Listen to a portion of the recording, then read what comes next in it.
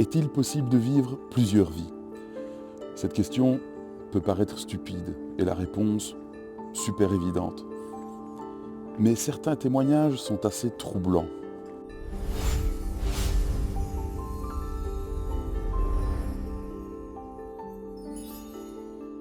Aujourd'hui, je vais vous raconter l'histoire de deux personnes qui ont supposément vécu plusieurs vies. Deux histoires racontées par des témoins, étudiés et documentés, et qui soulèvent une question importante. Que se passe-t-il réellement après la mort? Accrochez-vous, parce que ce que vous allez entendre pourrait bien changer votre vision du monde.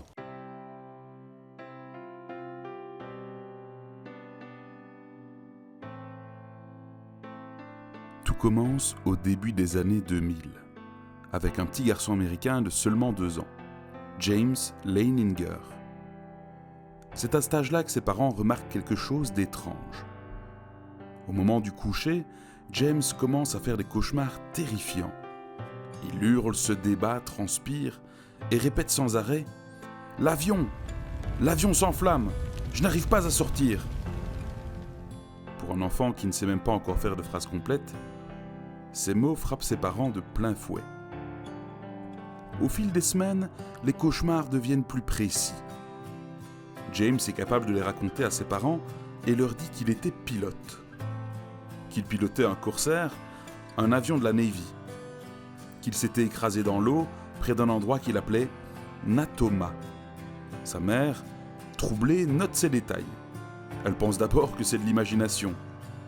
Jusqu'au jour où elle réalise quelque chose d'impossible. James ne regarde jamais de films de guerre. Il n'a aucune maquette, aucun jouet d'aviation, rien.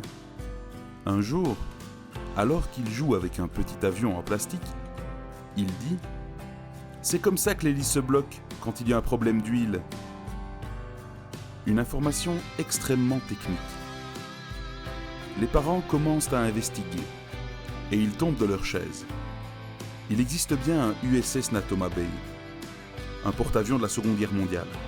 Aussi, il existe bien une escadrille stationnée là-bas.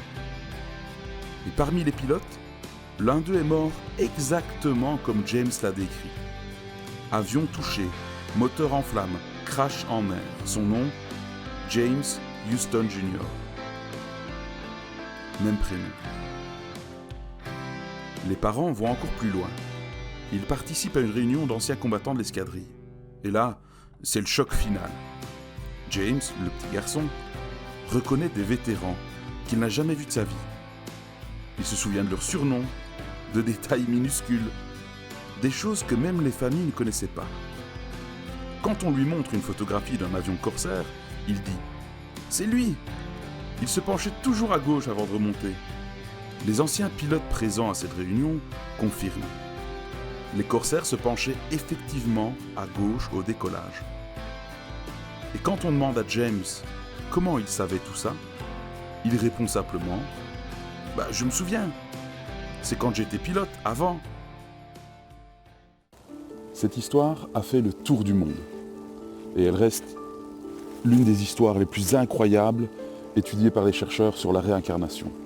Alors, un enfant qui a trop d'imagination, légende urbaine, manipulation des parents, tout est possible. Mais ce qui est sûr, c'est qu'il ne s'agit pas là d'un cas isolé.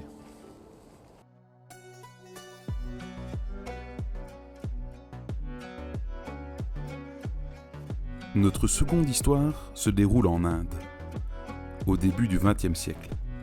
Une fillette de 4 ans, Shanti Devi, refuse de répondre à sa famille quand on l'appelle par son prénom. Elle dit « Non, je ne suis pas Shanti, je suis Luigi ». Les parents pensent d'abord à un jeu d'enfant, mais très vite, la petite Shanti commence à parler d'un mari, d'une maison, d'un quartier situé à plus de 130 km de chez elle.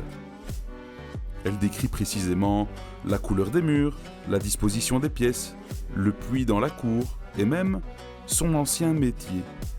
Elle affirme également être morte en donnant naissance à un enfant. Les parents, déstabilisés, décident d'en savoir plus. Et ce qu'ils découvrent les glace.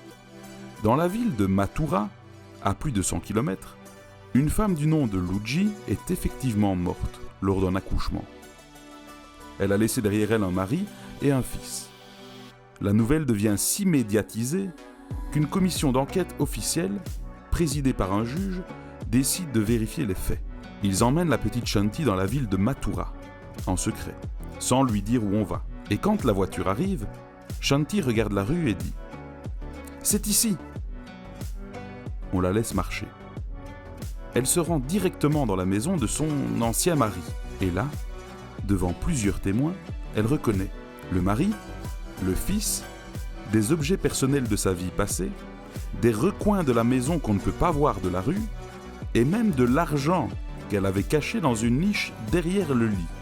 La commission, qui était venue pour prouver que la petite se trompait, ressort complètement bouleversée. Le rapport officiel conclut. L'enfant possède des souvenirs précis, impossibles à expliquer par des moyens normaux. Alors, que penser de tout ça?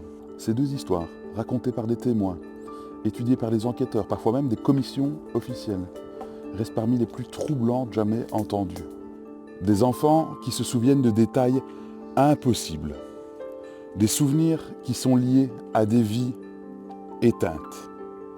Des familles qui n'ont jamais cherché la médiatisation. Alors, hallucination, imagination ou coïncidence incroyable? Ou bien juste la preuve que notre existence ne s'arrête pas après la mort? Dites-moi ce que vous en pensez en commentaire. Je profite de cette fin de vidéo pour vous demander de vous abonner. Encore une fois, c'est vrai que je le dis à chaque fois, mais abonnez-vous. Ça fait vraiment vivre la chaîne. Moi, ça me donne envie de vous raconter plus d'histoires. Donc, n'hésitez pas à vous abonner, à commenter la vidéo, à donner votre avis, votre impression, suggérer d'autres idées de vidéos. Ça fait vraiment plaisir. Ça aide la chaîne à se développer. Donc, n'hésitez pas. Et nous, on se dit à bientôt pour une prochaine vidéo.